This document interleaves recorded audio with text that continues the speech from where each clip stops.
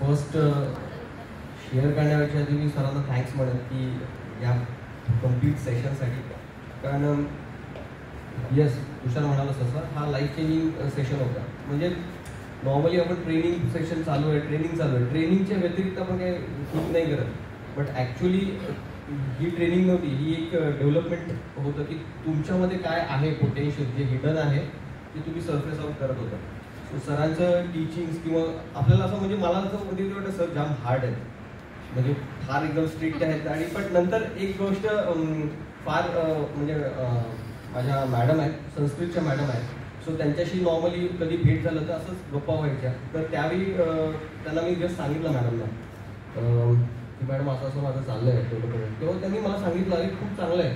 म्हणजे सर पण थोडे स्ट्रिक्ट आहेत तर त्याच्यामुळे आहे चालू आहे. तर त्यावेळी त्यांनी मला एक सुभाषित ऐकवलं होतं, ओरडती गुरु ज्या शिष्याला तिचं शिष्य होता तर महान, दर्शनाविना रत्नालाही उघडामध्ये न मिळेच ताला. म्हणाले की तू कॅरी कर, डेफिनेटली जे असेल आत्ता तुला ज्या हार्ड गोष्टी वाटत असतील त्या तुझ्या बेटर ह्याच्यासाठी रिझल्टसाठीच असणार आहे. सो त्याच्यानंतर तर येस की सरांच्या ज्या ज्या गोल्डन नगेट्स आणि या आहेत त्या म्हणजे ॲटलिस्ट एक बुक घरी पण ठेवून गेलेला आहे. सो मध्ये मध्ये एखादा गोल्डन नगेट्स घरी पण अप्लाय करत असतो मी.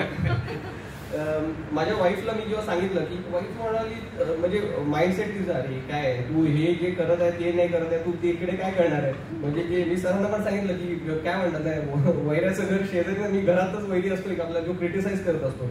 बट येस, जेव्हा तुम्हाला क्रिटिसिझम जो असतो की त्याला फीडबॅकमध्ये जर तुम्ही कन्वर्ट केलं तर तुम्ही डेफिनेटली चांगलं बनवू शकता. आणि येस, मी त्या जर्नीवर आहे. Thank you all.